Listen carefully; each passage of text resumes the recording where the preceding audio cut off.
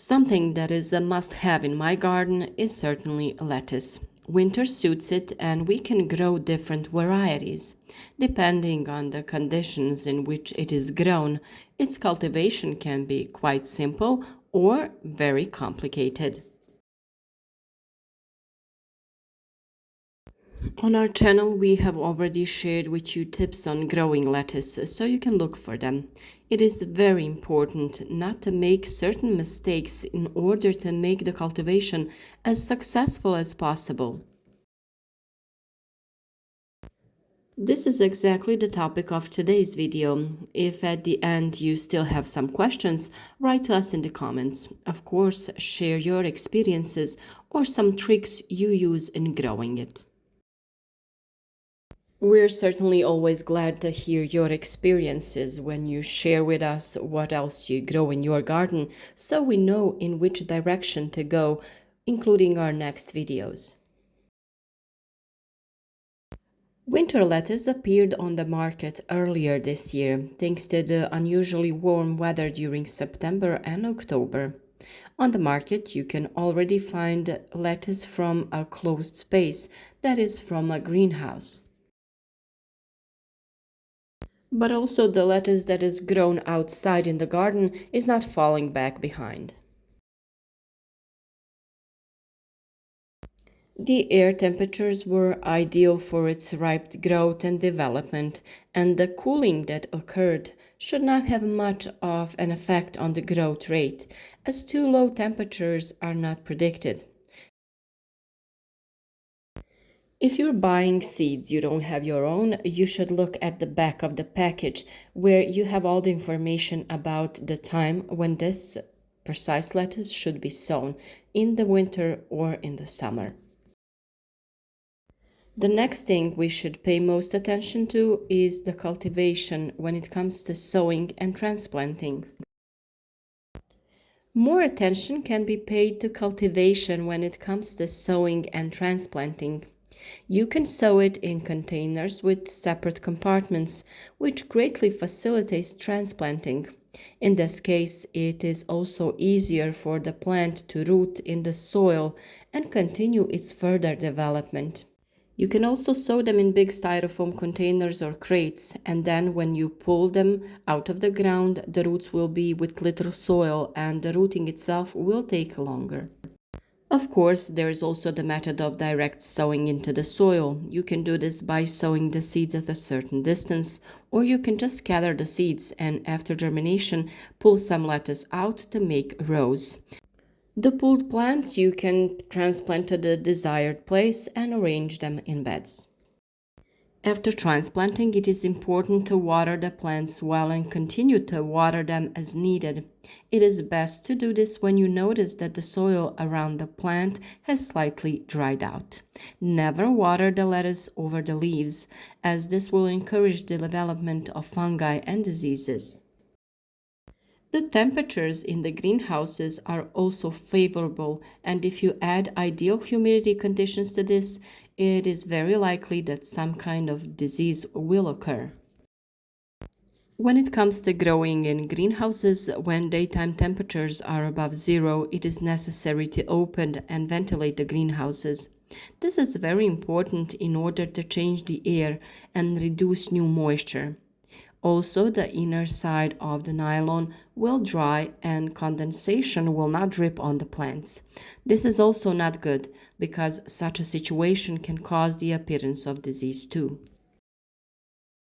We recently talked about pests that attack lettuce, that is, its root. From the appearance of the lettuce, we would conclude that it is progressing well, but at one point we just noticed that it is wilting. This means that the very root of the lettuce has been attacked and that we cannot save it. This is about the attack of the larva of wireworm in the root, on which they do great damage. They cut it or eat it in the middle, and therefore the plant can't continue to survive. That's why there's some steps that you need to take before planting lettuce. This is why it is good to perform calcification of the land before planting. You can sprinkle lime on the soil surface at a rate of 100 grams per square meter. This will provide enough nutrients to keep your lettuce firm and strong and prevent the appearance of these pests. Another way to keep them away from crops is to apply wood ash. By simply sprinkling it on the surface, you will repel females who will not lay eggs there. If you have irrigation system in your greenhouse, the salad will be grateful for feeding because its roots are shallow and easily absorb water and nutrients. In this case, it is necessary to water once every 7 days because it doesn't suffer from a lack of water. The formation of crust around the salad on the soil should not be allowed, and therefore the soil around it should be loose, which is achieved by shallow digging with a hoe or a rake.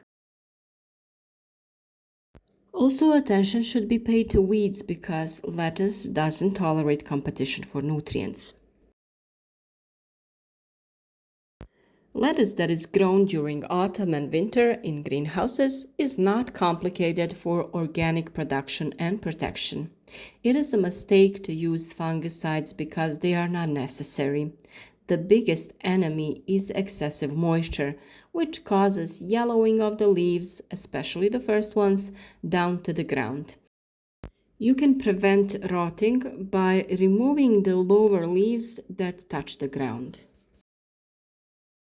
As nutrition goes, it is enough to feed the lettuce leaves with water in which we soaked comfrey, dandelion, or nettles. We can use it once every 7 to 10 days. The amount of these weeds in a plastic barrel or a bucket is not important, and it is enough for them to stand for 5 or 6 days for them to start releasing nutrients. We use this nutrient for all our plants in the garden, and we also add some eggshells or ash. When determining the dose, we can take 2 or 3 liters of this liquid and put them into 10 to 16 liters of water, which should be well filtered. The above-mentioned weeds are full of nitrogen, which stimulates faster growth of lettuce, which is ideal in the case of higher temperatures during the fall. When you filter the water for treatment, you can also add certain substances to it that will serve as an insecticide. Favorable conditions in the garden attract various pests, so it is good to spray preventively. You can take 2 or 3 liters of water in which you add garlic and onion, hot ground paprika, peppers, and chili, and soak them in that prepared nutrient solution. Bay leaves, basil, and something like that can also be used. These foods will keep harmful insects away from the lettuce. Protection should be continued non-stop until the end of cultivation because lettuce is harvested until spring, and due to warm winters, pests and diseases appear earlier. Since this is all natural and doesn't harm either the plants or humans, it is ideal for protecting all green plants that we grow during the winter. Lettuce is cut when the white of the head reaches about 20 centimeters, and when cutting, it is left at a height of up to 5 centimeters so that it can grow again, which makes it an ideal crop for good vegetable earnings in the winter period. It shouldn't be cut to the ground because then it will not grow again. Also, one of the good methods for harvesting lettuce at a different time, that is, so that you don't have all the lettuce at the same time for harvesting, is to sow it in intervals. This means that you sow a certain amount every 5 to 10 days. You transplant it when it is large enough for transplanting. In this case, you will have lettuce to harvest for a longer period of time. This is very important when growing lettuce for your own needs. As the lettuce grows, you use it, and you always have lettuce to harvest when you use up the first lettuce that arrives.